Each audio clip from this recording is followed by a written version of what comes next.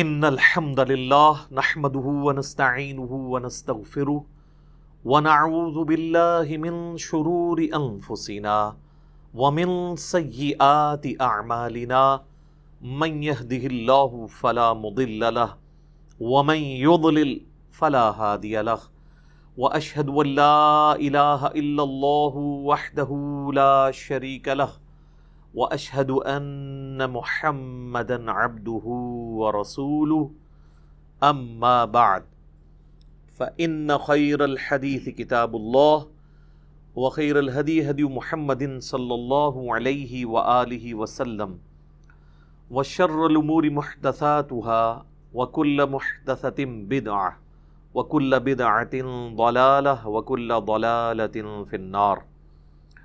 اعوذ باللہ السمیع العلیم من الشیطان الرجیم من ہمزہ ونفخہ ونفثہ بسم اللہ الرحمن الرحیم رب اشرح لی صدری ویسر لی امری واحلل عقدۃ من لسانی یفقہوا قولی بسم اللہ الرحمن الرحیم ان اللہ وملائکتہ یصلون علی النبی یا ایہا الذین آمنوا صلوا علیہ وسلموا تسلیما اللہم صل علی محمد وعلی آل محمد کما صلیت علی ابراہیم وعلی آل ابراہیم انک حمید مجید اللہم بارک علی محمد وعلی آل محمد کما بارکت علی ابراہیم وعلی آل ابراہیم انک حمید مجید.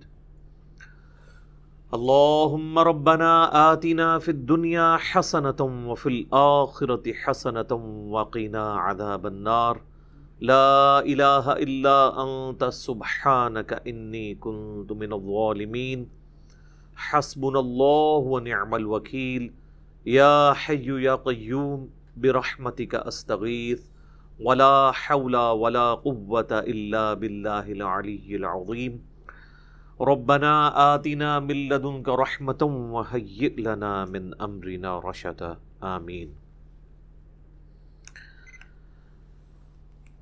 میرے بھائیو، آج انشاءاللہ تعالی 30 اگست 2020 کی قرآن کلاس نمبر 43 کی انشاءاللہ اسٹوڈیو ریکارڈنگ ہوگی. آج اللہ کا نام لے کر ہم سورہ آل عمران کا آغاز کر رہے ہیں الحمدللہ. سورۃ البقرہ اور سورہ آل عمران یہ جوڑے کی فارم میں ہے. میں نے قرآن حکیم کے جو تعارفی لیکچرز تھے ان میں بتایا تھا کہ قرآن حکیم کی صورتیں جوڑوں کی فارم میں ہیں اور یہ اللہ تعالیٰ کی سنت ہے. اللہ تعالیٰ نے اپنی مخلوقات بھی جوڑوں کی شکل میں پیدا فرمائی ہیں. سورہ الذاریات میں آتا ہے نا کہ اللہ تعالیٰ نے ہر شے کو جوڑے کی شکل میں پیدا فرمایا ہے اور اس میں حکمت یہ پوشیدہ ہے کہ بغیر جوڑے کے اگر کوئی ہستی ہے تو صرف اللہ کی ہستی ہے. اس میں بھی ایک توحید کا پیغام موجود ہے. انسانوں میں بھی مرد و عورت جوڑا ہے، جانداروں میں بھی، نباتات کے اندر بھی، حیوانات کے اندر بھی. جوڑا جب بھی کسی چیز کا ہوتا ہے وہ دونوں چیزیں کمپلیمنٹری مل کے ایک مقصد کو پورا کرتی ہیں. مرد اور عورت دونوں میں سے ایک بھی اگر لنک مسنگ ہو جائے تو انسانیت کی نسل کا سلسلہ آگے نہیں چل سکتا. تو یہ دونوں مل کر ایک مقصد کو پورا کرتے ہیں. بالکل اس طریقے سے قرآن حکیم کی بھی جو صورتیں جوڑوں کی فارم میں ہیں وہ مل کے ایک مقصد کو پورا کرتی ہے. کچھ حصہ ایک پورشن میں ہوتا ہے اور کچھ دوسرے میں، اور عموماً یہ سائملٹینیس کنٹراسٹ ہوتا ہے. اس کی بڑی واضح مثال جو ہے وہ سورۃ الفلق اور سورۃ الناس ہے. یہ بھی جوڑے ہیں. المعوذتین کہا گیا ہے انہیں بخاری اور مسلم میں. دو پناہ دینے والی صورتیں، اللہ کی پناہ دینے والی صورتیں. سورۃ الفلق ان چیزوں سے ڈیل کرتی ہے جو انسان پر باہر سے حملہ آور ہوتی ہیں، چاہے وہ حسد کی فارم میں ہو، چاہے وہ جادو ٹونے کی فارم میں ہو. ان ساری چیزوں کے اگینسٹ اللہ کی پناہ مانگی گئی ہے.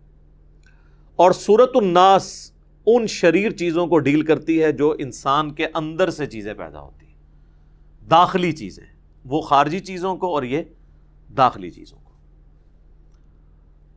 تو یہ دونوں مل کے ایک مقصد کو پورا کرتے ہیں، اور وہ یہ ہے کہ اللہ تعالیٰ کی پناہ حاصل کی جائے ہر اس چیز کے شر سے جو اس نے پیدا فرمائی ہے، چاہے وہ ایکسٹیریئر میں ہو یا انٹیریئر میں ہو۔ ظاہر ہے کہ شیطان کا خالق بھی اللہ ہے،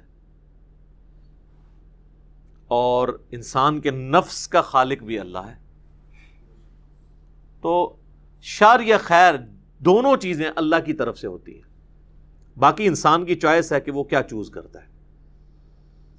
بالکل اس طریقے پر سورۃ البقرہ اور سورہ آل عمران بھی جوڑے کی فارم میں ہے۔ سورۃ البقرہ کا مرکزی ٹاپک سابقہ امت مسلمہ بنی اسرائیل کہ ایک خاص طبقے کو دعوت توحید اور دعوت رسالت پیش کی گئی، اور وہ تھے جیوز، یہودی۔ بنی اسرائیلی میں ایک اور طبقہ ہے کرسچنز کا، نصارہ کا۔ ان کو یہ صورت ڈیل کرتی ہے سورہ آل عمران، اور خصوصاً اس کی ابتدائی جو آیات ہیں تقریباً 80 کے قریب، جب نبی صلی اللہ علیہ وآلہ وسلم کی مبارک دعوت پھیلنا شروع ہوئی تو پوری دنیا میں بڑے بڑے حکمرانوں کے کان کھڑے ہو گئے، خصوصاً جب آپ نے خط لکھنے شروع کیے رومن امپائر کو، پرشین امپائر کو۔ تو ظاہر ہے مذہبی طبقہ بھی اس وقت حرکت میں آیا۔ نجران کے عیسائی تھے، تو وہ نبی علیہ السلام سے مجادلہ کرنے کے لیے یا مناظرہ کہہ لیں، اور الٹیمیٹلی مباہلہ کرنے کے لیے آئے۔ تو ان کے آنے سے پہلے اللہ تعالیٰ نے نبی علیہ السلام کو کرسچنز کے جو فرسودہ نظریات تھے ان پر ایجوکیٹ کیا اس صورت کے ذریعے، اور علمی دلائل سامنے رکھے۔ اور اسی میں پھر آیت مباہلہ بھی ہے، سورہ آل عمران کی آیت نمبر 61، وہ انشاءاللہ جب آئے گی تو میں ڈسکس کروں گا۔ تو اس صورت کا مرکزی ٹاپک سابقہ امت مسلمہ بنی اسرائیل، ان میں سے بھی جو کرسچنز ہیں ان کی غلطیوں کو ہائی لائٹ کرنا اور دعوت حق ان کے سامنے رکھنا، یہ مرکزی ٹاپک ہے۔ اس کے علاوہ اور ٹاپک بھی آئے ہیں۔ غزوہ احد کی لائیو کمنٹری اس کے اندر 60 آیات کے اوپر ہے، جو مسلمانوں سے ایک نبی علیہ السلام کی نافرمانی ہوئی، جس کے سبب ایک واضح فتح جو ہے وہ شکست میں بدل گئی۔ تو اس پہ جو مسلمانوں کی سرزنش ہے وہ بھی اس کے اندر ڈسکس ہوئی ہے۔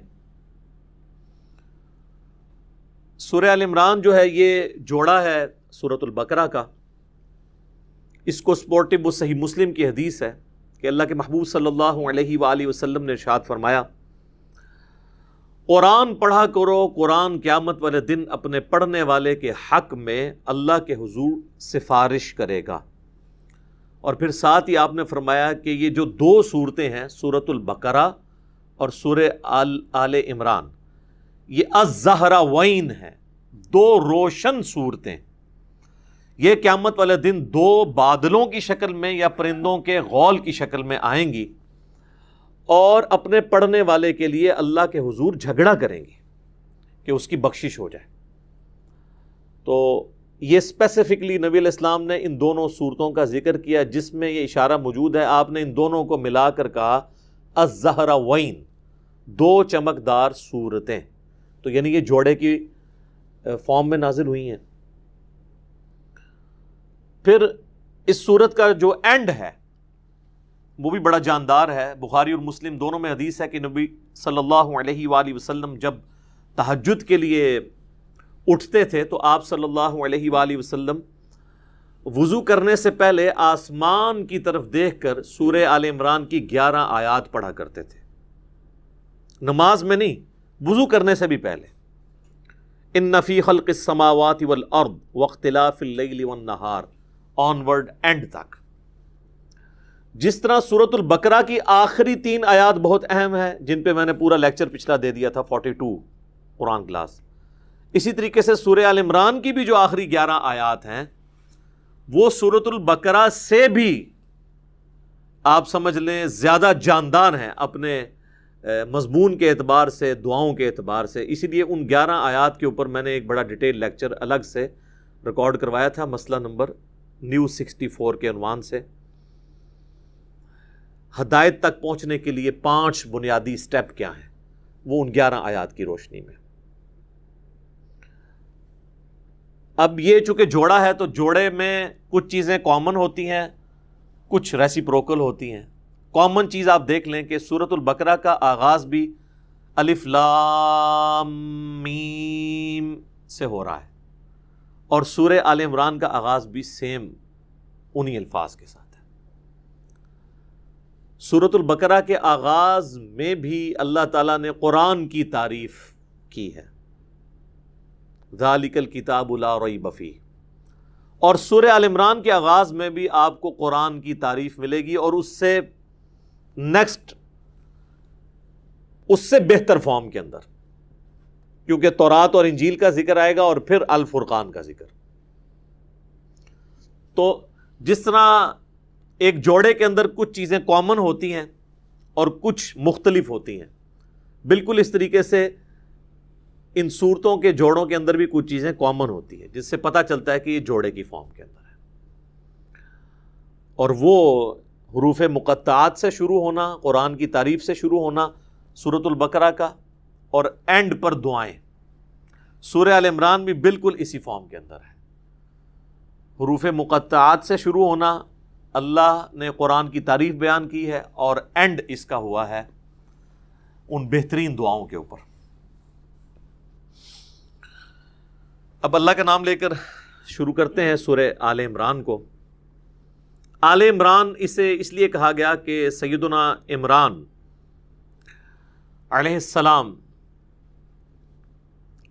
سیدہ مریم سلام اللہ علیہا کے والد تھے، یعنی حضرت عیسیٰ علیہ السلام کے نانا.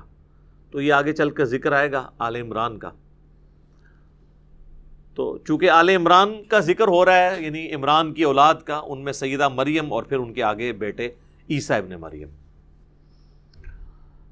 سورہ آل عمران جو ہے قرآن حکیم کی چند بڑی جاندار صورتوں میں سے ہے. آپ دیکھیں گے کہ ان کے جو مضامین کی گہرائی اور ڈائیورسیفیکیشن اور جو اس کا ٹیسٹ ہے سورہ آل عمران کا، ایک یونیک ٹیسٹ ہے الحمدللہ. ایک اور حدیث میں بیان کر دوں یہاں پر اسی کانٹیکسٹ میں. سنن ابی داؤد کے اندر صحیح سند سے حدیث ہے، مشکات میں بھی آپ کو دوسری جلد میں مل جائے گی. اللہ تعالیٰ کے جو اسماء اور ناموں کے اعتبار سے، اسماء اعظم جو اللہ کے بڑے نام ہیں، جن کی وجہ سے اگر اللہ کی طرف رجوع لایا جائے تو دعا کی قبولیت ہوتی ہے، اس حوالے سے سنن ابی داؤد میں ایک حدیث ہے کہ نبی صلی اللہ علیہ وآلہ وسلم نے فرمایا کہ اللہ تعالیٰ کے جو اسماء اعظم ہیں، جسے ہم یہ اسم اعظم بھی کہتے ہیں، وہ قرآن حکیم کی 2 آیات کے اندر ہیں، ایک سورۃ البقرہ کی اور ایک سورہ آل عمران کی.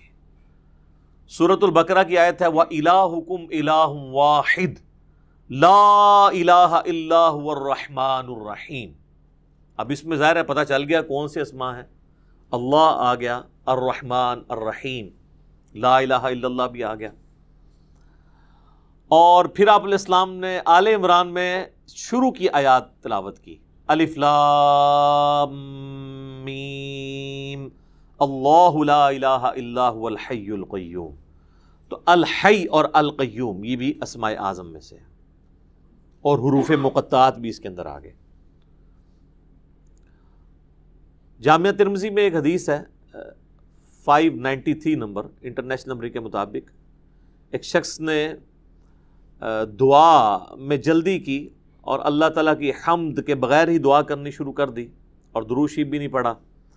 تو نبی صلی اللہ علیہ وآلہ وسلم نے فرمایا کہ اس سائل نے جلدی کی. پھر آپ نے بلا کے اسے فرمایا کہ جب بھی تم اللہ سے دعا کرو پہلے اس کی حمد کرو، اس کے بعد مجھ پر درود پڑھو اور پھر اللہ سے مانگو. اتنے میں ایک اور شخص آیا، اس نے خود بخود یہی عمل کیا، وہ ابن مسعود تھے رضی اللہ تعالیٰ عنہ. تو نبی علیہ السلام نے فرمایا سل تعطا، سل تعطا، تو مانگ تجھے دیا جائے گا، تو مانگ تجھے دیا جائے گا. تو دعاؤں کا پروٹوکول یہ ہے کہ جب بھی آپ دعا کریں پہلے اللہ کی حمد بیان کرنی ہے، اور حمد میں اسماء اعظم اس کے اور اس کے بعد درود شریف. تو کوشش کریں کہ آپ یہ 2 آیات یاد کریں. سنن نبی داؤد کے اندر اسماء اعظم جو ہے وہ موجود ہیں، مشکات کے اندر بھی. یہ 2 آیات یاد کر لیں. ایک تو حدیث میں اس کا ذکر آ گیا، دوسرا قرآن کے اندر یہ موجود ہے. وَإِلَٰهُكُمْ إِلَٰهٌ وَاحِدٌ لَا إِلَٰهَ إِلَّا هُوَ الرَّحْمَٰنُ الرَّحِيمُ. یہ سورۃ البقرہ اور سورہ آل عمران. الف لام میم اللہ لا الہ الا هو الحی القیوم. تو ان 2 صورتوں کے اندر نبی علیہ السلام فرمایا کہ اللہ تعالیٰ کے اسماء اعظم موجود ہیں. تو یہ آپ پڑھ لیں، اس کے بعد آپ درود شریف پڑھ کے تو دعا مانگیں. اس کے علاوہ بھی آپ جتنے اسماء اعظم ہیں، جیسا کہ سورۃ الحشر کی آخری 3 آیات ہیں، واللہ الذی لا الہ الا ہو، وہ سارے اللہ تعالیٰ کے تعریفی کلمات اس کے اسماء اعظم ہیں. وہ جس کو یاد ہیں وہ پڑھ کے اس کے بعد درود شریف پڑھ کے دعا مانگے. تو یہ دعا کا ایک پروٹوکول اور ایک طریقہ ہے. اعوذ باللہ من الشیطان الرجیم، بسم اللہ الرحمن الرحیم. الف لام میم. حروف مقطعات ہیں. اللہ اور اس کے محبوب صلی اللہ علیہ وآلہ وسلم کے درمیان یہ کوڈ ورڈز ہیں. اللہ لا الہ الا هو الحی القیوم. اللہ ہی ہے کہ جس کے سوا کوئی معبود نہیں. وہ الحی ہے اور القیوم ہے. الحی وہ ہستی ہے جو خود سے زندہ ہو. کائنات میں ایک ہی ہستی ہے جو خود سے زندہ ہے. باقی سب کی زندگی ادھار ہے، مستار ہے، چاہے کوئی فرشتہ ہو، کوئی پیغمبر ہو، کوئی جن ہو، کوئی عام انسان ہو، کوئی جاندار ہو، کوئی بے جان ہو.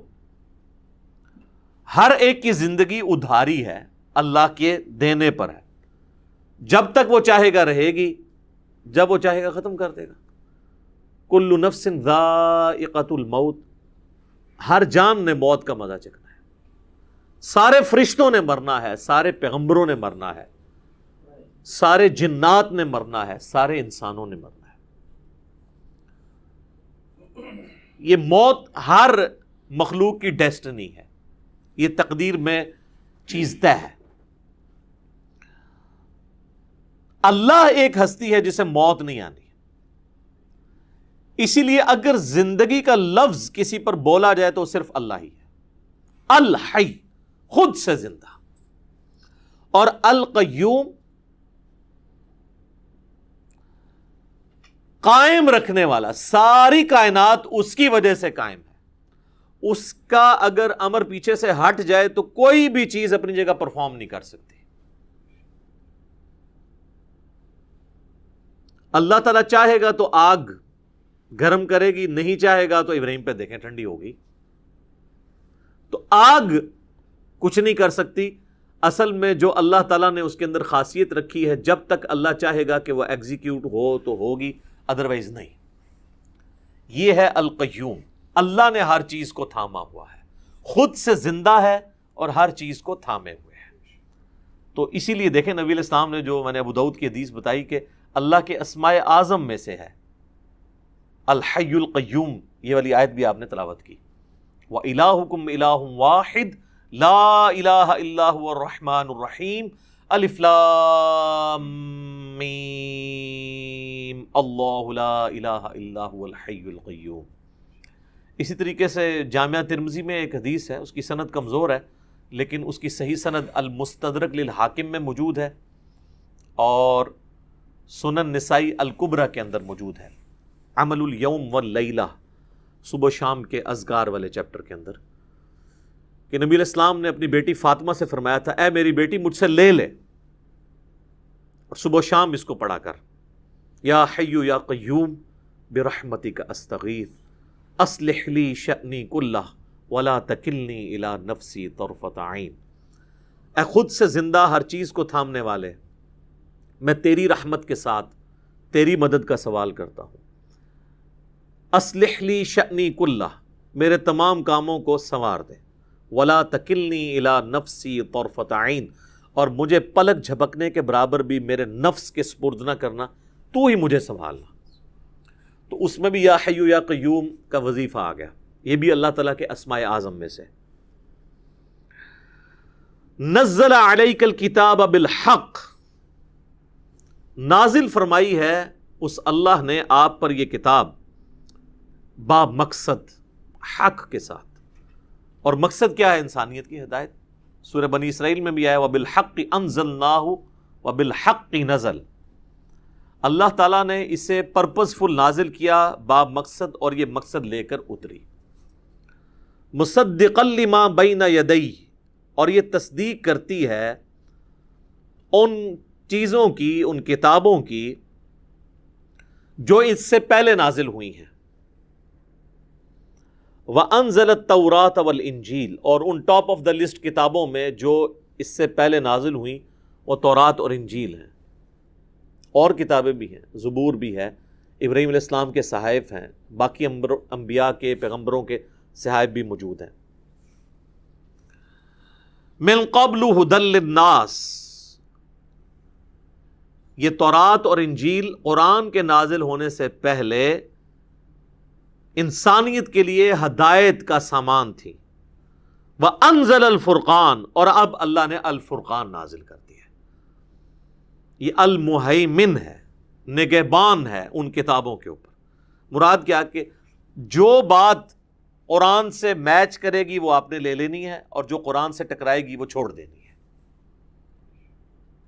تو تورات اور انجیل کے اوپر نگہبان بن کر یہ الفرقان نازل ہوا ہے. اولڈ ٹیسٹیمنٹ، نیو ٹیسٹیمنٹ، اور اب یہ فائنل ٹیسٹیمنٹ القرآن.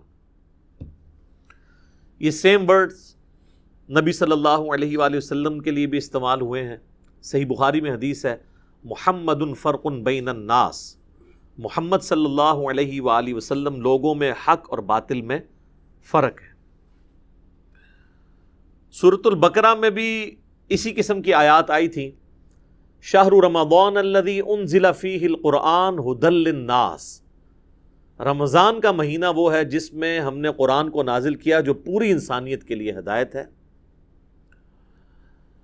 وبینات من الہدی والفرقان، اور اس میں ہدایت کے روشن دلائل ہیں، اور یہ الفرقان ہے حق اور باطل میں تمیز کرنے والی کتاب. ان الذین کفروا بآیات اللہ، بے شک وہ لوگ جو کفر اختیار کرتے ہیں اللہ کی آیات سے، لہم عذاب شدید، ایسے لوگوں کو بہت ہی سخت عذاب ہونے والا ہے. واللہ عزیز ذو انتقام، اور اللہ تعالیٰ غالب ہے اور بدلہ لینے والا ہے. کتنے سخت الفاظ ہیں جی. آپ کو تو بتایا گیا کہ اللہ تعالیٰ جو ہے وہ نعوذ باللہ کو نانیم ہے، اور وہ تو جی بس ایک بہانہ ہی چاہیے اسے بخشنے کا. یہ اتنے سخت الفاظ اللہ تعالیٰ اپنے لیے استعمال کر رہا ہے کہ میں انتقام لینے والا ہوں. اصل میں یہ غصہ ان لوگوں کے لیے جنہوں نے قرآن کی دعوت کو ٹھکرا دیا تھا، اور پس منظر کے اندر کرسچنز اور جوز ہیں کہ بھئی تورات بھی اللہ نے نازل کی تھی، انجیل بھی اللہ نے نازل کی، اب الفرقان جو کہ اگلی کتابوں کی تصدیق کرتے ہوئے نازل ہوئی ہے، جو آیا نا مصدقا لما بین یدیہ، تصدیق دو اعتبار سے کرتی ہے.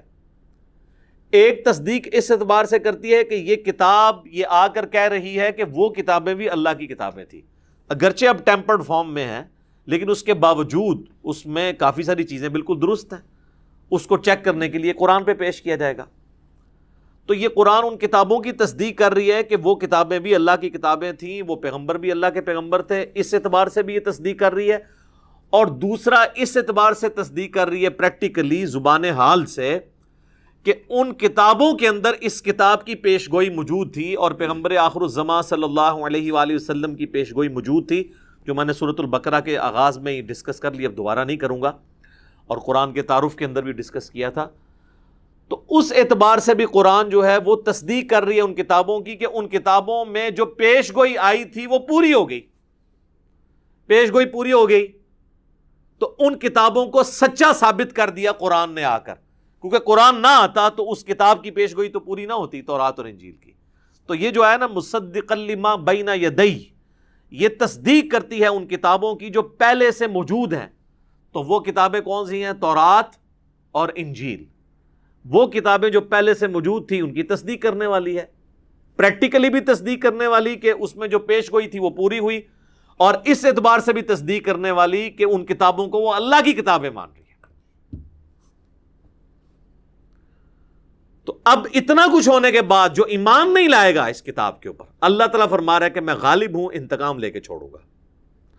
یہ نہ سمجھیے گا یہ جوز اور کرسچنز کے لیے آیات، اس سے بڑے مجرم وہ ہیں جو قرآن پر ایمان لانے کے باوجود قرآن کو پس سے پش ڈالے ہوئے ہیں، یعنی مسلمان۔ قرآن اس لیے تو نازل نہیں ہوا تھا کہ ہم لوگوں پر یہ روب ڈالتے رہیں کہ یہ کتاب اللہ کی آخری کتاب ہے، یہ کتاب جو ہے اگلی کتابوں کے اوپر نگہبان ہے، یہ کتاب وہ ہے جس کی پیش گوئیاں پچھلی کتابوں میں موجود ہیں۔ یہ اس کی عظمتیں بیان کرنے کے لیے تو کتاب نازل نہیں ہوئی ہے۔ جس طرح ہمارے لوگ نبی علیہ السلام کی بھی صرف عظمتیں بیان کرتے ہیں، وہ کس مقصد کے لیے آئے اس کے اوپر کوئی ڈسکشن ہی نہیں کرتا۔ اصل چیز تو وہ تھی بیان کرنے والی۔ تو مسلمان بھی جو اس کتاب سے روگردانی کرے گا تو وہ بھی سمجھ لے وہ بھی اسی کیٹیگری میں فال کرتا ہے۔ اللہ کا کوئی رشتہ دار نہیں ہے جی۔ بنی اسرائیل نے دعویٰ کیا تھا نا کہ اللہ کے ساتھ ہماری رشتہ داری ہے، ہم اللہ کے بیٹے ہیں، ہم اللہ کی اولاد ہیں، تو اللہ تعالیٰ نے اس کا ڈینائی کیا کہ اللہ کا کوئی سگا نہیں ہے۔ سورۃ البقرہ میں آپ 7 یونیورسل ٹروتھس بھی پڑھ چکے ہیں کہ جس نے بھی گناہ کیا اور اس گناہ نے اس کا احاطہ کر لیا وہ نہیں پھر بچنے والا۔ اللہم اجرنا من النار، آمین۔ ان اللہ لا یخفی علیہ شیء فی الارض ولا فی السماء، بے شک اللہ پر کوئی چیز مخفی نہیں ہے، نہ زمین میں اور نہ آسمان میں۔ هو الذی یصورکم فی الارحام، وہی ہے کہ جو تمہاری شکلیں، تمہاری تصویریں بناتا ہے تمہاری ماؤں کے رحموں میں، یوٹرس کے اندر تمہاری شکل وہ بناتا ہے۔ ظاہر ہے ماں باپ کو تو پتہ ہی نہیں ہوتا، سب کچھ اللہ کر رہا ہوتا ہے۔ کیف یشاء، جیسا چاہتا ہے وہ بنا دیتا ہے۔ جناب کوئی شخص اپنی شکل خود چوز نہیں کر سکتا، اپنے ماں باپ چوز نہیں کر سکتا اپنی مرضی سے۔ لا الہ الا ہو، نہیں ہے کوئی معبود سوائے اس کے، العزیز الحکیم، وہ غالب ہے اور حکمت والا ہے۔ اصل میں یہ تمہید بنائی جا رہی ہے، تورات کا، انجیل کا، قرآن کا ذکر ہوا، اللہ کی آیات جھٹلانے کے اوپر عذاب اور انتقام کا ذکر، اور اب اللہ تعالیٰ فرما رہا ہے زمین و آسمان میں کوئی بھی راز ہے وہ اللہ سے تو چھپا ہوا نہیں ہے۔ اور سب سے ایک اللہ تعالیٰ کی قدرت کا بڑا ایک نمونہ کہ اللہ تعالیٰ کروڑوں اربوں لوگوں کو پیدا کرتا ہے، ان کے ماؤں کے پیٹ کے اندر ان کی صورتیں بناتا ہے، وہ چیز بھی اللہ تعالیٰ سے پوشیدہ نہیں ہے۔ یہ تمہید بنائی جا رہی ہے کہ عیسیٰ ابن مریم بھی اللہ کی مخلوق ہے، ان کو بھی اللہ تعالیٰ نے پیدا کیا ہے۔ ایک باپ والا ایلیمنٹ ان کا مسنگ تھا، لیکن ماں کے پیٹ میں تو انہوں نے بھی اپنا وقت گزارا۔ هو الذی انزل علیک الکتاب، اب یہ سورہ آل عمران کی 7 نمبر آیت ہے جس کے اوپر میں نے تعارف قرآن میں بھی ڈیٹیل سے ڈسکشن کی تھی، آج اتنی ڈیٹیل میں نہیں جاؤں گا۔ قرآن کے قاری کو اس آیت کا تعارف ہونا ضروری ہے، ادروائز وہ مشکل میں پڑ جائے گا۔ اللہ تعالیٰ فرما رہا ہے کہ هو الذی انزل علیک الکتاب، وہی ہے جس نے اے نبی صلی اللہ علیہ وآلہ وسلم آپ پر یہ کتاب نازل کی، منہ آیات محکمات، جس میں کچھ آیات ہیں جو محکم ہیں۔ محکم آیات کون سی ہیں؟ جن میں اللہ نے احکام واضح کیے، نماز پڑھو، زکوٰۃ دو، حج کرو، زنا سے بچو، چوری سے بچو، قتل نہ حق سے بچو، یعنی جو حرام چیزیں ہیں ان سے بچنے کا حکم، اور جو فرض کی گئی ہیں آبلیگیٹری چیزیں ہیں ان کو کرنے کا حکم، وہ ہیں محکم آیات۔ اور یہی اصل یعنی جو پرپز ہے قرآن کا وہ وہی آیات ہیں۔ ہن ام الکتاب، وہ ہے کتاب کی ماں، کتاب کی جڑ، کتاب کی اصل، یعنی جو اللہ نے انسانیت تک بات پہنچانی تھی نا، اصلی میسج وہ ہے محکمات کے اندر۔ وَأُخَرُ مُتَشَابِهَاتٍ، اور چند ایک دوسری آیات ہیں جو متشابہ آیات ہیں۔ متشابہ عربی زبان کے اندر کہتے ہیں ریزمبلنس والی چیزیں، ملتی جلتی. یعنی دنیا میں بھی آپ نے کسی چیز کو ایگزامپل دے کر سمجھانا ہوتا ہے تو ظاہر ہے کہ 100% تو آپ بالکل ریپلیکا اس کا بیان نہیں کر سکتے، لیکن ایک کوشش کرتے ہیں کہ اس سے ملتی جلتی کوئی مثال بیان کر دی جائے. جیسے کہ اللہ تعالیٰ نے توحید کے اعتبار سے قرآن میں کئی جگہ ایک مثال بیان کی ہے کہ ایک غلام ایسا ہے جس کا صرف ایک ہی مالک ہے، اور ایک غلام ایسا ہے جس میں کئی ایک مالک شریک ہے. تو بتاؤ کون پیسفل لائف گزارے گا، وہ کہ جس کے اتنے مالک ہیں یا وہ جس کا ایک مالک ہے؟ تو یہ مثالیں اللہ تعالیٰ بیان فرماتا ہے. تو متشابہات میں وہ آیات فال کرتی ہیں جو اللہ تعالیٰ کی صفات سے خصوصاً ریلیٹڈ ہے. مثلا قرآن میں ہے اللہ کا ہاتھ. اب اس کو کون امیجن کر سکتا ہے؟ قرآن میں واضح ہے لیس کمثلہ شیء، اللہ کی مثل تو کوئی شے ہو ہی نہیں سکتی. لہذا جب اللہ تعالیٰ فرما رہا ہے اللہ کا ہاتھ یا اللہ کی پنڈلی یا اللہ کی آنکھیں، تو اب اس کی کوئی مثال نہیں بیان کی جا سکتی. اسی طریقے سے جنت کی جتنی نعمتوں کا ذکر ہے وہ سمجھانے کے لیے ہے کہ فروٹ دیے جائیں گے، حوریں ہوں گی، یہ کانسیپٹ ایک دنیا کے ساتھ اس کی ریزیمبلنس دی گئی، لیکن ایگزیکٹلی تو کوئی اسے ریپلیکا نہیں کر سکتا. تو یہ ساری آیات ہیں متشابہات. اسی طریقے سے حروف مقطعات ہیں، یہ متشابہ آیات ہیں. یہ قرآن حکیم میں جو آیات ہیں حروف مقطعات تو ایک اسپیشل کیس ہے لوگوں کا غرور توڑنے کے لیے کہ کوئی ان کے مطلب کو نہیں پہنچ سکتا، یہ اللہ اور اس کے نبی کے درمیان راز ہے. کوڈ ورڈز، ایبریویشنز ہیں. کئی لوگوں نے تباہ آزمائی کی ہے لیکن وہ کوئی قرآن و سنت سے سپورٹیو نہیں ہے. باقی متشابہات اس لیے ہیں تاکہ کچھ آخرت کا کنسیپٹ ہو جائے، دھندلا سا تصور آ جائے. حوریں ہیں تو دنیا میں اللہ نے عورتیں رکھ دی، آخرت کے پھل ہیں تو دنیا میں اللہ نے پھل رکھ دیے. بار بار ذکر قرآن میں آیا درجنوں مقامات پر کہ ایسے باغات ہیں جن کے نیچے نہریں بہتی ہوں گی. اب ظاہر ہے کہ دنیا میں ہم اس کو اپنی نہروں اور باغات سے کمپیریزن کرنے کی کوشش کریں گے، ایک خاص لیول تک سمجھنے کی کوشش کریں گے، وہ والی چیز تو ہو نہیں سکتی. سورہ سجدہ میں آیا نا کہ ہم نے لوگوں کی آنکھوں کی ٹھنڈک ایسی چیزیں اپنی جنت میں چھپا رکھی ہیں جس کا کوئی تصور نہیں کر سکتا. بخاری مسلم میں حدیث ہے کہ نبی صلی اللہ علیہ وآلہ وسلم نے فرمایا کہ اللہ تعالیٰ فرماتا ہے میں نے اپنے بندوں کے لیے وہ نعمتیں سنبھال کر رکھی ہیں جنت میں جو نہ کسی آنکھ نے دیکھی، نہ کسی کان نے سنی، نہ کسی دل پہ اس کا کبھی گمان بھی گزرا، کھٹکا بھی نہیں گزرا. تو قرآن پڑھ کے بھی آپ ان جنت کی نعمتوں کو پھر بھی امیجن نہیں کر سکتے، ایک دھندلا سا تصور لے کے آ سکتے ہیں، اس سے زیادہ نہیں. تو یہ ہیں آیات متشابہات.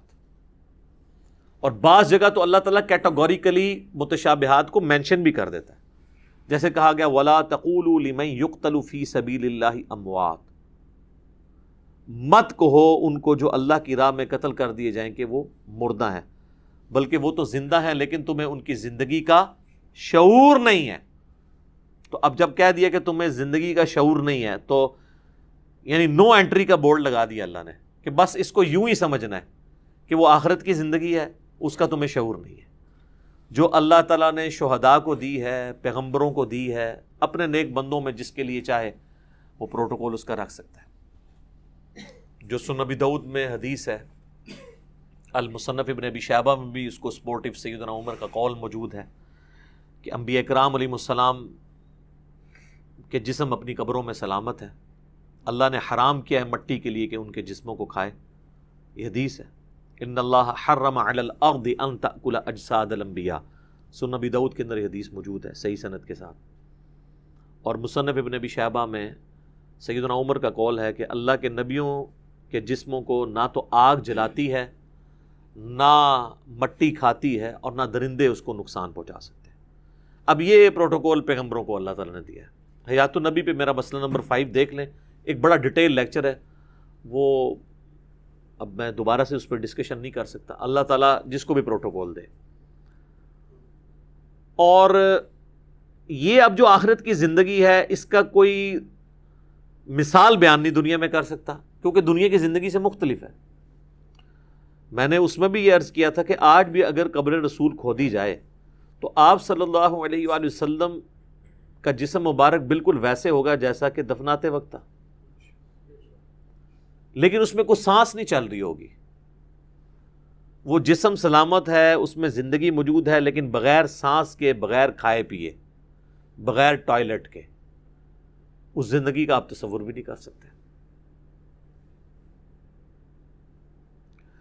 تو یہ ہے متشابہ چیزیں، اس کے پیچھے نہیں پڑنا. اللہ تعالیٰ نے فرمایا کہ جو محکم چیزیں تھیں، جو میری تم سے ڈیمانڈ تھی، وہ محکمات ہیں. اسی طریقے سے قرآن حکیم میں جو تقدیر سے متعلق آیات ہیں وہ متشابہ آیات ہیں. بس جتنا بتایا گیا اس کے اوپر ایمان لے کر آنا ہے، اس سے آگے نہیں بڑھنا. وہ ساری کی ساری چیزیں ایمان بالغیب سے تعلق رکھتی ہیں. اب فرشتے ہیں، اب فرشتوں کو کوئی کیا بریف کر سکتا ہے کہ کس قسم کے فرشتے ہوں گے؟ کوئی مثال نہیں بیان کی جا سکتی. بس ہمیں ایمان لانے کا کہا گیا. ہمارے لیے تو فرشتے بھی متشابہات میں سے. اب اللہ تعالیٰ ایک ورڈکٹ دے رہا ہے یہاں پر، فَأَمَّا الَّذِينَ فِي قُلُوبِهِمْ زَيْغٌ، پس وہ لوگ جن کے دلوں میں ٹیڑھ پن ہوتا ہے، فَيَتَّبِعُونَ مَا تَشَابَهَ مِنْهُ ابْتِغَاءَ الْفِتْنَةِ، تو وہ متشابہ آیات کے پیچھے پڑے رہتے ہیں تاکہ کوئی فتنہ کھڑا کر دے. دیکھنے نا، آپ کی پوری امت نے فتنہ کھڑا کیا ہوا ہے. کہتے ہیں جی قرآن میں لکھا ہے شہید زندہ ہے، تو جب شہید زندہ ہے تو جا کے اسی قبر پہ اس سے مانگنا شروع کر دو. کہتے ہیں زندہ سے تو مانگ سکتے ہیں نا، تو پھر مجھ سے پھکی لے لیں کہ یہ زندہ بندے جو میرے سامنے بیٹھے ہیں، میں ان سے کہوں مجھے پانی پلا دو تو پلا دیں گے. لاؤ کون سا بابا جو دفن ہے جس کی قبر پہ جاؤ تم ہی پانی پی کے بتا دو. اے گھوڑا تے اے مدان ہونے چیک کر لینے زندہ ہے کہ نہیں زندہ. تو کہیں گے نہیں وہ تو آخرت کی زندگی ہے. تو پھر مدد کہاں سے ہوئی؟ جو پانی کا گلاس نہیں آپ کو پکڑوا سکتا، آپ اس کو یا شیخ عبد القادر جنانی کہہ کے مدد کے لیے پکار رہے ہیں. عقل کام کرتی ہے؟ اور اتنی عقل تو ایتھیسٹ کے اندر بھی موجود ہے. یہ چول تو وہ بھی نہیں مارتے جو الہامی کتابوں کے ماننے والے، ایاک نعبد و ایاک نستعین پڑھنے والے، وہ مار رہے ہیں.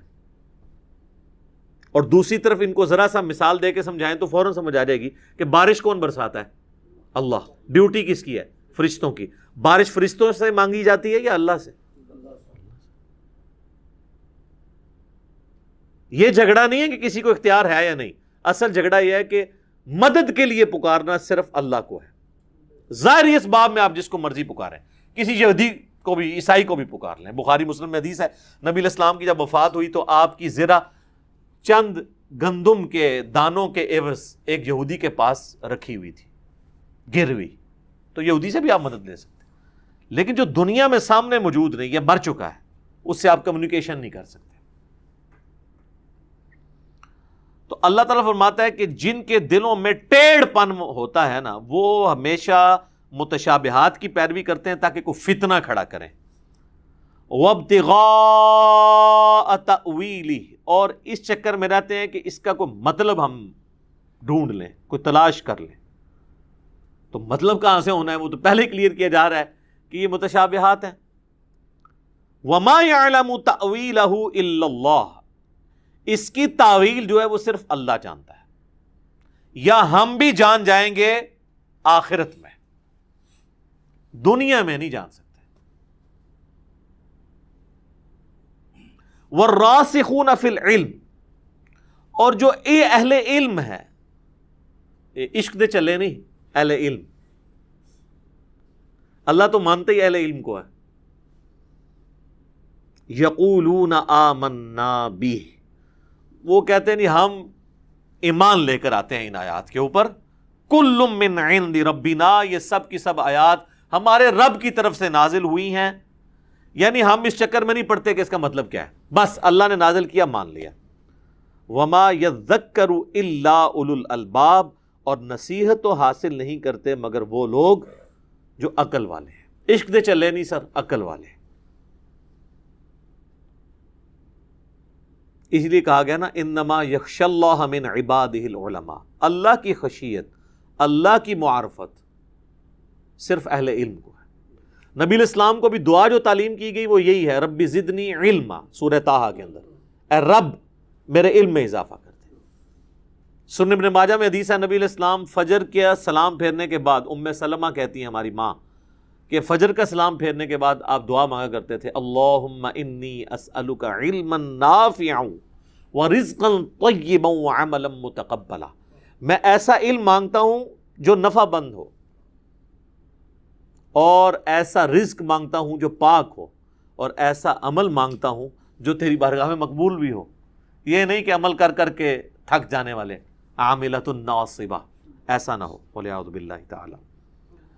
اچھا، تو اللہ تعالیٰ فرما رہا ہے کہ اہل علم جو ہے نا وہ کہتے ہیں ہم متشابہ آیات پہ ایمان لاتے ہیں، یعنی اس کے پیچھے نہیں پڑتے، ٹیڑھ پن کا شکار نہیں ہوتے۔ اسی کانٹیکسٹ میں ایک بخاری اور مسلم دونوں میں حدیث ہے، نبی علیہ السلام نے فرمایا جب بھی تم دیکھو کہ کوئی شخص متشابہ آیات کی تعویل کرنے کے پیچھے پڑا ہوا ہے تو سمجھ لینا کہ یہ وہی شخص ہے جس کے ٹیڑھ پن کا ذکر اللہ نے قرآن میں کر دیا ہے۔ تو یہ جتنے بھی اس طرح کی آیات کے پیچھے پڑے ہوئے ہیں نا جی، تو وہ ٹیڑھ پن کا شکار ہوئے ہیں۔ آپ دیکھ لیں امت کیا کر رہی ہے، یعنی یہ حروف مقطعات کے تعویذ بن کے گلے میں لٹکے ہوئے ہیں اور دکانوں کے اوپر لٹکائے ہوئے ہیں، اور اس کو پروموٹ کیا جا رہا ہے۔ یہ سب کے سب ٹیڑھ پن کا شکار ہے۔ تو نبی علیہ السلام فرمایا کہ اگر کوئی ایسا کرتے ہوئے دیکھو تو سمجھ لو یہ وہی لوگ ہیں جن کا قرآن میں ذکر کیا گیا۔ اچھا، ایک اور میں علم کی ایک یہاں بات ڈسکس کروں۔ یہ آیت ہے جسے اہل تشیع نے مس یوز کیا ہے۔ اہل تشیع چونکہ ایک امامت کا عقیدہ رکھتے ہیں، جس کی وجہ سے ہم ان سے یعنی بنیادی اختلاف رکھتے ہیں عقیدہ امامت کے اعتبار سے۔ اس پہ میرا یوٹیوب پہ ایک کلپ بھی موجود ہے۔ اب خیر کئی سو سال تک دھکے کھانے کے بعد ان کو بات سمجھ آ گئی ہے، میں نے اسی کلپ کے اندر ڈسکس کیا ہے۔ تو اس میں جو بنیادی آیت جس کے اوپر عقیدہ امامت کھڑا ہے نا وہ یہی ہے۔ وہ کہتے ہیں جو قرآن میں ہے نا کہ متشابہ آیات ہیں اور ان کی تعویل صرف اللہ جانتا ہے، تو یہاں پر آپ دیکھیں اس آیت میں وما یعلم تأویلہ الا اللہ، الا اللہ کے بعد وقف ہے، دیکھیں آپ نے، یعنی یہاں پہ بات رک جائے گی کہ اس کی تعویل تو نہیں جانتا مگر اللہ۔ اور پھر اگلی بات ہے والراسخون فی العلم، اور جو اہل علم ہے نا وہ تو کہتے ہیں ہم ایمان لے کر آئے۔ اب وہ کیا دو نمبری کرتے ہیں، وہ عقیدہ امامت کو ثابت کرنے کے لیے بیچ میں سے وقف نکال دیتے ہیں، وہ کہتے ہیں وما یعلم تأویلہ الا اللہ والراسخون فی العلم، متشابہ آیات کی تعویل صرف اللہ جانتا ہے اور راسخ ہیں جو اہل علم وہ جانتے ہیں۔ اور پھر وہ ائمہ اکرام کے اوپر جھوٹ مانتے ہیں علیہم السلام، وہ تو ہم بھی ان کو مانتے ہیں۔ حالانکہ اس وقت پوری دنیا میں جہاں کہیں بھی مصحف مسلمانوں کے چھپے ہوئے ہیں اس میں یہاں پہ وقف موجود ہے۔ میں نے خود ایران کے چھپے ہوئے قرآن دیکھے ہیں، اسپیشلی شیعہ کی لائبریری میں جا کے، وہاں پہ بھی یہاں پہ وقف ڈلا ہوا ہے۔ پھر میں نے وہاں ان کے علماء کو بھی کہا کہ یہ دیکھ لیں اس قرآن پہ بھی یہاں پہ وقف ہے، تو آپ کس طرح یہ اٹھو مت بیٹھو، اٹھو مت کو علیحدہ کر دیں اور بیٹھو تو مطلب کیا ہے بیٹھ جاؤ، اور اگر اکٹھا پڑھیں اٹھو مت بیٹھو تو اس کا مطلب ہے اٹھو نہیں مت بیٹھو، اٹھو مت بیٹھو یعنی اٹھ جاؤ، بالکل الٹ ہو جائے گا۔ تو میں نے ان کو کہا کہ یہ دیکھ لیں آپ کا بھی یہ پڑا ہوا ہے۔ اچھا دوسرا میں کہتا ہوں جی آپ وقف مٹا بھی دیں، کوئی کہ جی کاتب نے بعد میں ڈال دیا ہے، قرآن کی ان آیات کا اسلوب کیا بتا رہا ہے؟ اللہ ہمارا وہ ٹیڑھے لوگ ہیں جو اس کے پیچھے پڑتے ہیں، ٹھیک ہے، اور اس کی تعویل اللہ جانتا ہے، اور اہل ایمان کہتے ہیں ہم ایمان لے کر آتے ہیں، سب چیزیں ہمارے اللہ کی طرف سے۔ یہ ان آیات کا مزاج کیا بتا رہا ہے کہ یہ تعویل صرف اللہ کے ساتھ خاص ہے۔ اور پھر آگے ایک دعا سکھائی جا رہی ہے، یہ دعا بھی مانگنی چاہیے، اس دعا کو حرز جاں بنائیں۔ لوگ کہتے ہیں نا جی بس دعا کریں جی مرتے دم تک ایمان پہ قائم رہیں، مرتے وقت کلمہ نصیب ہو اور اسلام پہ موت آئے۔ تو دعا کوئی قرآنی دعا یہ ہے، سورہ آل عمران کی آیت نمبر 8، ربنا لا تزغ قلوبنا بعد اذ ہدیتنا، اے رب ہمارے دلوں کو مت ٹیڑھا کرنا بعد اس کے کہ تو نے ہمیں ہدایت دی، وَهَبْ لَنَا مِن لَّدُنْكَ رَحْمَةً، اور ہمیں اپنے پاس سے رحمت عطا فرما، اِنَّكَ أَنتَ الْوَهَّابُ، بے شک تو بہت عطا فرمانے والا ہے۔ الوہاب وہ ہستی جو عطا فرمانے والی ہے۔ یہ ہے دعا استقامت کے لیے، اسے یاد کیا جائے۔ اسی طریقے سے جو جنازے پہ دعا پڑھی جاتی ہے جامعہ ترمذی، سنن ابی داؤد، سنن ابن ماجہ میں، اس کے اینڈ پہ بھی کیا آتا ہے؟ اللہم من احییتہ منا فاحیہ علی الاسلام، اے اللہ جب تک مجھے زندہ رکھنا، ہمیں زندہ رکھنا تو اسلام پر، ومن توفیتہ منا فتوفہ علی الایمان، اور جب تو ہمیں توفی کرنا، موت دینا، تو ایمان کی حالت میں موت دینا، آمین۔ تو یہ دعا بھی سکھائی جا رہی ہے ٹیڑھ پن سے بچنے کے لیے، کہ اہل ایمان جو علم میں راسخ ہے وہ کہتے ہیں اے اللہ ہمارے دلوں کو ٹیڑھا نہ کرنا۔ تو ٹیڑھا نہ کرنا مطلب کیا؟ ان لوگوں کے دل ٹیڑھے ہیں جو کہ متشابہات کے پیچھے پڑتے ہیں۔ تو جن راسخون فی العلم کی تعریف بیان ہو رہی ہے وہ تو خود یہ دعا کر رہے ہیں کہ اللہ ہمارے دلوں کو ٹیڑھا نہ کرنا، یعنی وہ جو ٹیڑھ پن والا کام ہے نا، متشابہات کے پیچھے پڑنے والا، وہ نہ میرے اندر آئے۔ تو یہ آیات خود حفاظت کر رہی ہیں، قرآن میں نہ باطل آگے سے داخل ہو سکتا ہے، نہ پیچھے سے، نہ دائیں سے، نہ بائیں سے۔ تو یہ وقف نہ بھی ہوتا نا، واللہ اس کے بغیر بھی قرآن کا اسلوب بتا رہا ہے کہ یہ وقف لازمی بنتا ہے یہاں پہ۔ ربنا انک جامع الناس لیوم لا ریب فیہ، اے رب ہمارے بے شک تو جمع فرمانے والا ہے سب لوگوں کو اس دن جس دن میں کوئی شک نہیں، یعنی قیامت کا دن۔ ان اللہ لا یخلف المیعاد، بے شک اللہ تعالی اپنے وعدے سے نہیں پھرتا۔ یعنی اس کے اندر ایک اللہ تعالیٰ کی طرف سے حوصلہ افزائی بھی ہے کہ اہل ایمان اللہ سے یہ دعا کرتے ہیں کہ اے اللہ ہمارے دلوں کو ٹیڑھا نہ رکھنا، ہمیں ایمان پہ قائم رکھنا، اور قیامت والے دن تو نے ہمیں جمع کرنا ہے، اور اس دن جس میں کوئی شک نہیں ہے، اور بے شک تو اپنے وعدے کی خلاف ورزی نہیں کرتا۔ یہ وعدہ کیا ہے؟ یہ دبے دبے الفاظ میں اللہ سے وہ بات کی جا رہی ہے کہ اے اللہ جو تو نے اپنے پیغمبروں کے ذریعے ہمیں وعدے دیے ہیں نا، کہ اگر ہم نے تیرے اس دین پہ زندگی گزاری تو ہمیشہ کی کامیابیاں ہمارا مقدر ہوں گی، تو اے اللہ تو اپنے وعدے سے نہیں پھرتا۔ وہ ساری نعمتیں جو اپنے پیغمبروں کے ذریعے ہمیں تم نے بشارتیں اللہ دی ہیں، وہ ساری نعمتیں عطا فرمانا، اور جو اپنے پیغمبروں سے ہمیں وعیدیں سنوائی تھیں، اور ہم نے ان وعیدوں کے ڈر کی وجہ سے تیری جو ہے وہ تابع فرمان تیرے رہے پوری زندگی، تیرے نبی کی اتباع کی صلی اللہ علیہ وآلہ وسلم، تو اے اللہ ان ساری چیزوں کے شر سے ہمیں بچا کے رکھنا، آمین۔ دیکھ لیں کتنی پیاری دعائیں ہیں۔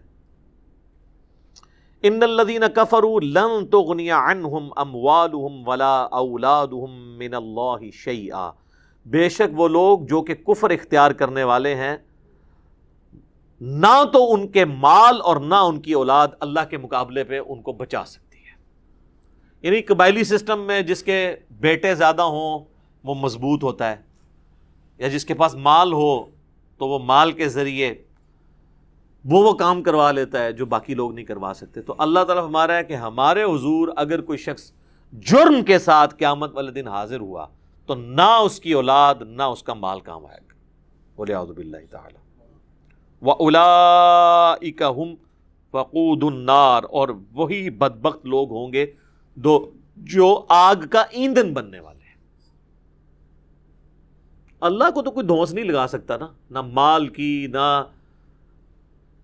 شفاعت بالوجاہت کی کہ وہ زبردستی کو بخشوا لے، بالاذن تو ہے، بالوجاہت نہیں، اور نہ کوئی دوستی یاری کام آ سکتی ہے۔ اس میں اشارہ جیوز اور کرسچنس کے لیے بھی تھا کہ اگر تمہیں کہیں یہ کوئی وہم ہو گیا نا کہ ہم ابراہیمی ہیں یا ہم اولاد یعقوب ہیں، بنی اسرائیل ہیں، تو اللہ تعالیٰ اس نسبت کی وجہ سے ہمیں چھوڑ دے گا، ایسا کوئی نہیں ہونا۔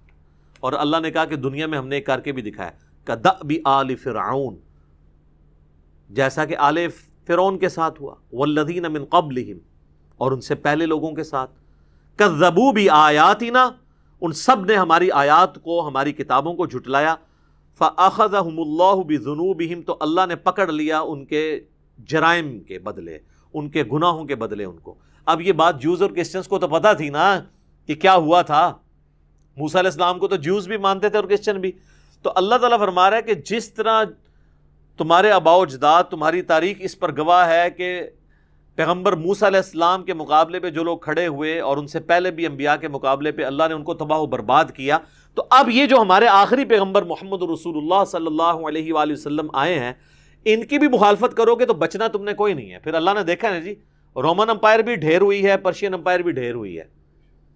واللہ شدید العقاب، اور اللہ تعالی عذاب دینے میں بہت سخت ہے۔ والعیاذ باللہ تعالی۔ اللہم اجرنا من النار، آمین۔ قل للذین کفروا ستغلبون وتحشرون الی جہنم، اے نبی فرما دو، اے کافرو، ان کافروں سے فرما دو کہ عنقریب تم اس زمین میں بھی مغلوب ہو جاؤ گے، یعنی اللہ تعالیٰ ہمیں غلبہ دے گا۔ قادسیہ اور یرموک ہونی ہے، مسلمانوں کو ایک غلبہ ملنا ہے، اور الٹیمیٹلی ایک غلبہ یہ ہے کہ قیامت والے دن تمہیں اللہ کے حضور جمع کیا جائے گا اور جہنم کی طرف ہانکا جائے گا۔ وَتُحْشَرُونَ إِلَىٰ جَهَنَّمَ وَبِئْسَ الْمِہَادُ، اور کیا ہی برا ٹھکانہ ہے۔ قَدْ كَانَ لَكُمْ آیَةٌ فِي فِئَتَيْنِ الْتَقَتَا، اور تمہارے لیے عبرت کا نشان ان دو گروہوں کا بھی میدان جنگ میں آمنے سامنے آنا ہے۔ یعنی اللہ تعالیٰ نے یہودیوں کو بھی یہ بتایا کہ دیکھ لو کہ بھی الٹیمیٹلی تم پہ بھی اللہ کے عذاب کا کوڑا پڑنا ہے، اور اس کی نشانی یہ ہے کہ غزوہ بدر میں دیکھو اللہ تعالیٰ نے کس طرح مدد کی تھی مسلمانوں کی۔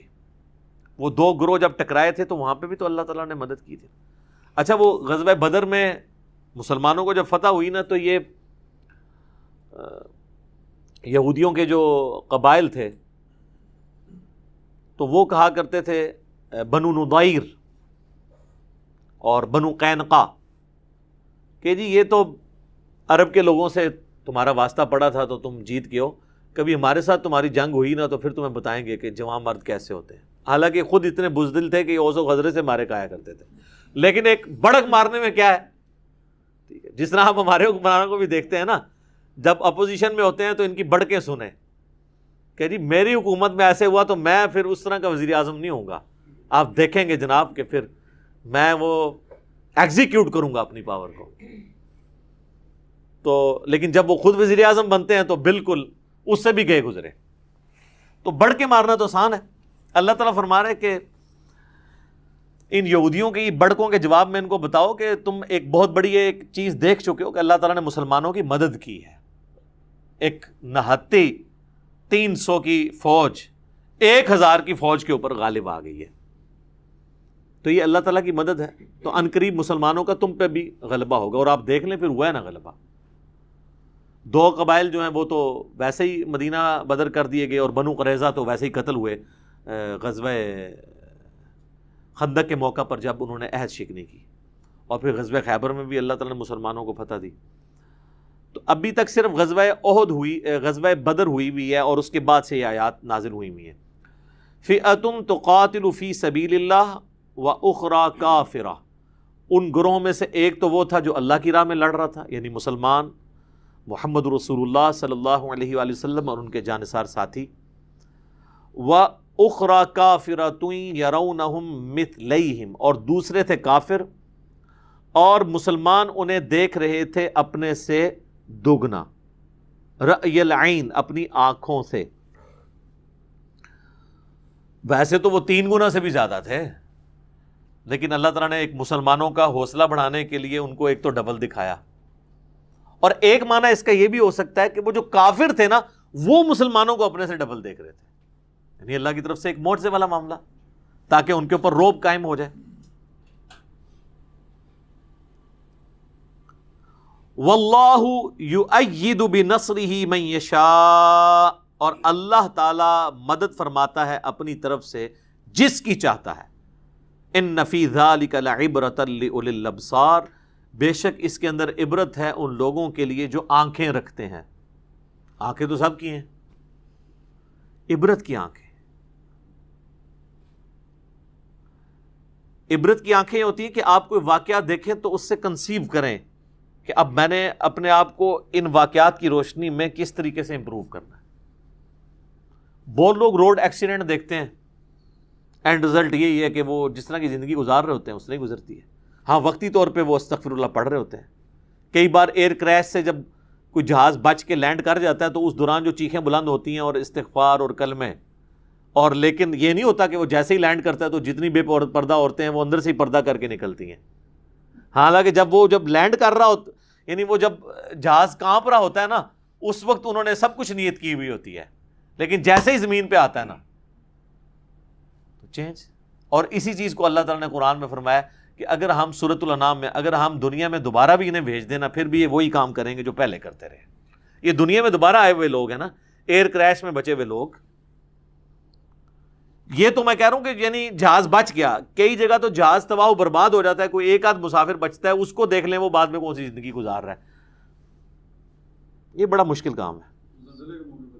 زلزلے کے موقع پہ دیکھ لیں، یہ کتنا بڑا ایک اللہ تعالیٰ کی طرف سے ایک آزمائش ہے، سیلاب کا موقع ہے، کتنی چیزیں ہیں یہ دنیا میں اللہ تعالیٰ نے رکھی ہیں. تو اللہ تعالیٰ مارا ہے کہ اس میں عبرت ہے ان کے لیے جو آنکھ والے ہیں. آنکھ والے وہ ہیں جو اپنی آنکھ سے جو کچھ دیکھتے ہیں نا اس سے عبرت حاصل کرتے ہیں، نہ کہ یہ کہ بس ایک سٹوری کی طرح دیکھا اور دیٹس آل. ایسا نہیں. اب اگلی اہم ترین آیت ہے سورہ آل عمران کی آیت نمبر 14، جس میں اللہ تعالیٰ نے بیسک ہیومن انسٹنکٹ میں جو چیزیں اللہ تعالیٰ نے ڈال دی ہیں، جن چیزوں کی محبت یا شغف یا اس کی طرف متوجہ ہونا، اور وہ آزمائش کے لیے ڈالا ہے، اس کا ضرورت سے زیادہ استعمال انسان کو گمراہی میں لے جائے گا، اور بالکل چھوڑ دینا بھی اللہ کو مطلوب نہیں ہے. وہ اسی طریقے سے جیسا کوئی شخص جو ہے وہ پیپر دیتے ہوئے جو ہے وہ میدان جنگ چھوڑ کے بھاگ جائے، یعنی وہ اپنے امتحان گاہ کو چھوڑ کے بھاگ جائے، ایسا تو نہیں ہوگا، فیل ہی ہوگا. تو گیون سرکمسٹانسز میں آپ نے بیسٹ پرفارم کرنا ہے. اور وہ کون سی چیزیں ہیں وہ سورہ آل عمران کی آیت نمبر 14 میں ہے. لیکن چونکہ اب ہمارا ٹائم مکمل ہو رہا ہے اس لیے یہ آیت متقاضی ہے کہ میں اسے اگلے لیکچر کے اندر ڈسکس کروں کہ وہ کون سی چیزیں ہیں کہ جن کی محبت اور رغبت اللہ تعالیٰ نے انسانوں میں ڈال دی ہے، اور اگر وہ ضرورت سے بڑھ جائیں گی تو انسان تباہ و برباد ہو جائے گا، اور اگر ان چیزوں کو وہ استعمال کرے گا اللہ تبارک و تعالیٰ کی خوشنودی کے لیے، ان لیمٹس کے اندر جو اللہ اور اس کے محبوب صلی اللہ علیہ وآلہ وسلم نے بتائی ہیں، تو وہی چیزیں اس کے جنت میں جانے کا سبب بھی بن سکتی ہیں. اللہ تعالیٰ سے دعا ہے جو حق بات میں نے کہی اللہ تعالیٰ ہمارے دلوں میں راسخ فرمائے. اگر جذبات میں میرے منہ سے کوئی غلط بات نکل گئی تو اللہ تعالیٰ ہمارے دلوں سے ہی محو کر دے، دھو دے، اور ہمیں معاف بھی فرما دے. اللہ تعالیٰ ہمیں جو حق بات سنی اس پر عمل کر کے دوسرے بھائیوں تک پہنچانے کی توفیق عطا فرمائے. سبحانک اللہم وبحمدک، اشہد ان لا الہ الا انت، استغفرک واتوب الیک، وما علینا الا البلاغ المبین. جزاکم اللہ خیرا.